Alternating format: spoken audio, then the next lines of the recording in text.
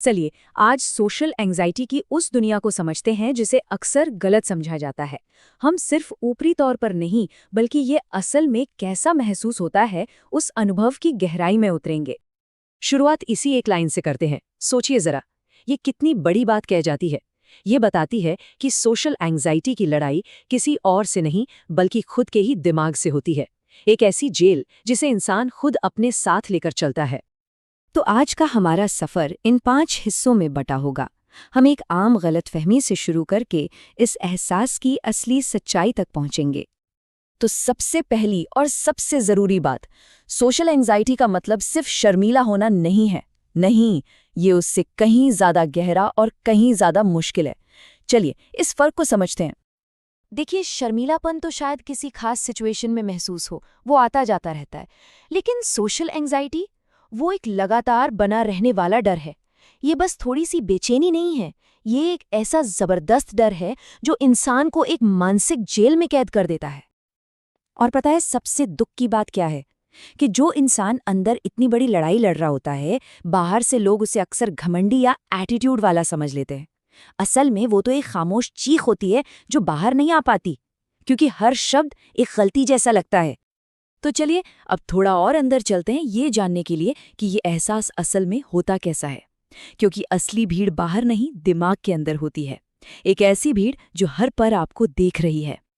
ये सुनने में शायद थोड़ा अजीब लगे, पर सच तो ये है कि सोशल एंजाइटी से गुजरने वाला इंसान कभी अकेला होता ही नहीं है, क्योंकि उसके अपने ही दिमाग में हजारों लोग बैठे होते हैं। ये लोग कोई असली इंसान नहीं बल्कि मन के बनाए हुए जज हैं, जो हर एक छोटी बड़ी बात पर नजर रखते हैं और उसकी आलोचना करते हैं। और ये अंदर की भीड़ जज क्या करती है?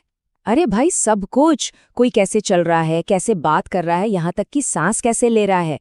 हर शब्द पर शक होता है कि कहीं कुछ गलत तो नहीं बोल दिया।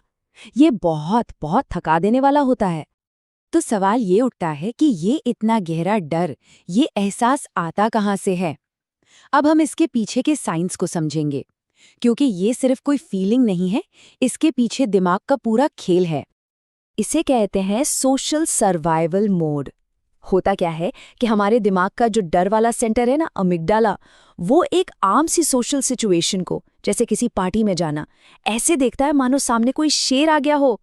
सुनने में अजीब है, पर ब्रेन के लिए खतरा तो खतरा है। और ये सब होता कैसे है? एक चेन रिएक्शन की तरह। कोई सोशल ट्रिगर हुआ, मान लीजिए किसी मीटिंग में जाना है, बस अमिगडाला ने अलार्म बजा दिया, शेर आ गया। फिर शरीर में रेस्पॉन्स शुरू होता है, दिल की धड़कन तेज, पसीना आना, और दिमाग एकदम ब्लैंक हो जाता है। सोचने समझने की शक्ति जैसे बंद हो जाती है। अच्छा, मान लीजिए कि वो सोशल इवेंट खत्म हो गया, तो क्या सब ठीक हो गया? नहीं, असल में असली लड़ाई तो अक्सर उसके बाद शुरू होती है। इसे एक नाम दिया गया है पोस्ट इवेंट रूमिनेशन। इसका मतलब है इवेंट के बाद दिमाग में उसकी रिप्ले चलती रहती है, एक लूप पर, और उस रिप्ले में सिर्फ वो पल दिखते हैं जहां लगता है कि कोई गलती हो गई। जैसे यहाँ कहा गया है, दिमाग बस 5 सेकंड के किसी अजीब से पल को पकड़ लेता है और फिर उसे पूरी रात घुमाता रहता है। वो एक छोटा सा पल मन में एक बड़ी आपदा बन जाता है। और इसका नतीजा क्या होता है? ये पक्का यकीन हो जाता है कि सब लोग मजाक ही उड़ा रहे थे या जज कर रहे थे, और बस डर का ये चक्र और भी मजबूत हो जाता है। अगली बार बाहर निकलना और भी मुश्किल लगता है। अब आखिर में देखते हैं कि आज की इस कनेक्टेड दुनिया में ये सब कैसा दिखता है। एक ऐसी दुनिया जो विरोधाभासों यानी पैराडॉक्सेस से भरी है। यही तो आज का सबसे बड़ा पैराडॉक्स है। एक तरफ हमारे डिजिटल कनेक्शंस बढ़ते जा रहे हैं, है ना, हम सब ऑनलाइन जुड़े हुए हैं, पर दूसरी तरफ असली ह्यूमन कनेक्शन, आमने सामने की बातचीत, वो एक डर की वजह बनती जा रही है। तो नतीजा ये होता है कि इंसान लोगों से घिरा होकर भी एक बंद कमरे में फंसा हुआ महसूस करता है। एक ऐसा अकेलापन जो बाहर से किसी को नजर नहीं आता। लेकिन इस सब में एक बहुत जरूरी बात याद रखने वाली है। ये जो एहसास है, ये जो संघर्ष है, इसमें कोई अकेला नहीं है। ये एक साझा मानवीय अनुभव है। बहुत से लोग इसे महसूस करते हैं।